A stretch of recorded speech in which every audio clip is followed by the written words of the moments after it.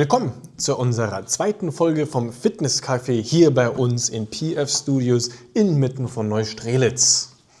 Heute geht es kurz um das zweite große Thema, auf das wir uns hier im Studio fokussieren, und das ist die Ernährung. Da möchte ich einmal nur ganz kurz drauf eingehen, weil Ernährung ist ein tiefes, großes Gebiet, wo man viele Sachen genau angucken kann, wo wir das auch gerne in der Zukunft zusammen machen, auch Fragen beantworten, all sowas. Aber erstmal geht es mir nur grob darum zu sagen, warum ist es uns hier so wichtig, dass wir darüber sprechen mit den Leuten und auch ein Bewusstsein schärfen. Weil jeder kennt es von uns. Wir gehen einkaufen im Supermarkt, die Regale sind voll, kunterbunte Schachteln stehen da rum. Alles springt mich an, lauter lustige Charaktere, irgendwelche Produkte mit High Protein und vegan und weiß der Geier nicht, mit irgendwelchen lustigen Sprüchen drauf. Erstmal alles toll, es gibt 10 verschiedene Sorten Schokolade von Milka, von Rittersport und wie sie nicht alle heißen. Und dann noch am besten Getränke genauso viel und XY, was man nicht alles finden kann. Und man ist letztendlich so ein bisschen, ich sag mal, überwältigt von dieser Auswahl. Und dann geht man da rein, auch oft mit Zeitdruck, irgendwo spät abends, nach dem Arbeiten, zwischendurch, keine Ahnung, und möchte ja sich eigentlich was Gutes tun. Man weiß, man muss essen. Ja? Essen ist ja erstmal nicht schlecht. Es gibt uns Energie für das, was wir tun am Tag oder für das, was wir morgen am Tag tun wollen auch. Und irgendwo haben wir ja auch Hunger und dann muss es schnell gehen. Und dann gehe ich da rein in den Laden und greife natürlich das, was mir erstmal schnell mich anspricht. Irgendwo habe ich gelesen, Protein ist gut. Also zack, wird das eingegriffen. Dann hole ich irgendwas da aus dem Regal drauf. Ich habe doch irgendwie Bock gerade auf Würstchen. Also greife ich in die Packung Würstchen. Ich habe so einen Hunger. Noch 2 Tafeln Schokolade rein. Und ehe man sich versieht, ist der Einkaufswagen überfüllt. Man zahlt alles, man geht raus und stellt dann fest, die Hälfte davon hat man gar nicht gebraucht. Aber jetzt habe ich es schon gekauft, also muss ich es auch essen. Und dann, kurze Zeit später, stelle ich mich auf die Waage und stelle fest, oh, jetzt sind nur mal 4 Kilo drauf. Wir haben heutzutage natürlich so ein bisschen das Problem, dass das haben wir auch der Luxus, dass der Informationsfluss, besonders im Bereich Ernährung, unglaublich ist.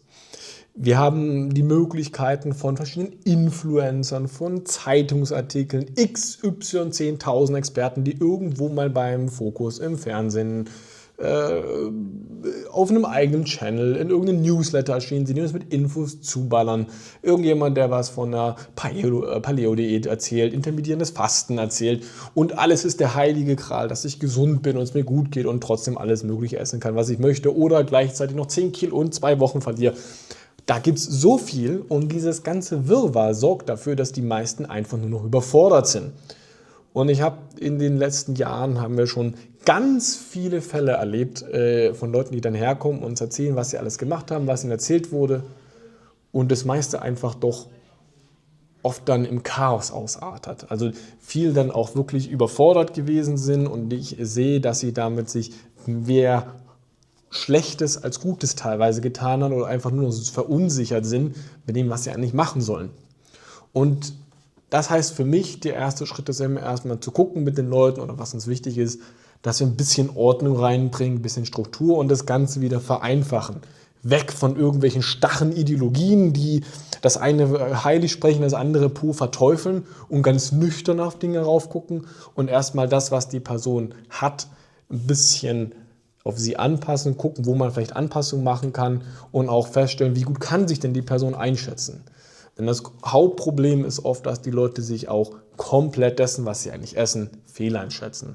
Und das ist für uns dann wichtig, am Anfang erstmal zu gucken, wie bewusst ist sich die Person dessen, wie sehr setzt sie sich denn mit der Essensverhalten eigentlich auseinander? Ist es überhaupt noch ein bewusstes Essen, ein bewusstes Einkaufen auch?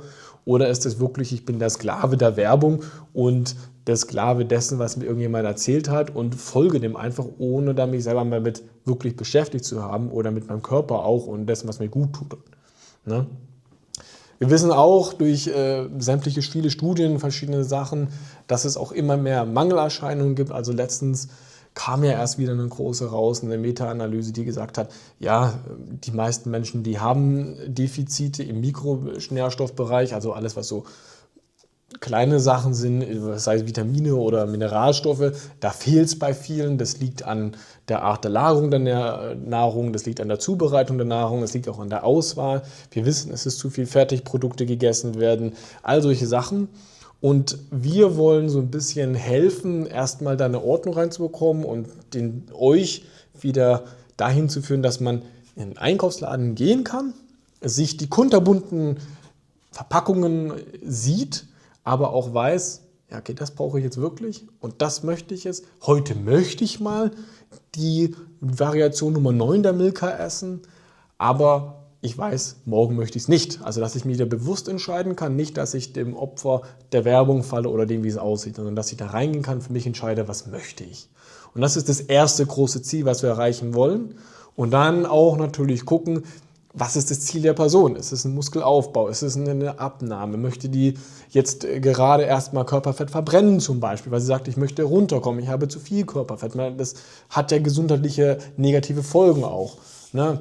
Und dass man da reingeht und dann erstmal guckt, okay, was heißt das? Eventuell muss ich jetzt eine phaseweise auf Dinge strategisch arbeiten und welche Wege wählen wir denn? Nehmen wir eine Strategie wie intermittierendes Fasten oder lassen wir vielleicht Kohlenhydrate eine Zeit lang niedriger, aber ohne, dass wir es ideologiehaftig machen, sondern gucken, was passt, was funktioniert, was ist eine Phase, aber dazu müssen wir erst den Grundstein legen.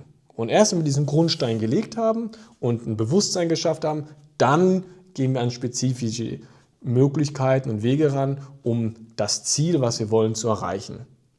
Davor ist das halt Hokuspokus, da kommt da nichts rum. Und das ist uns wichtig.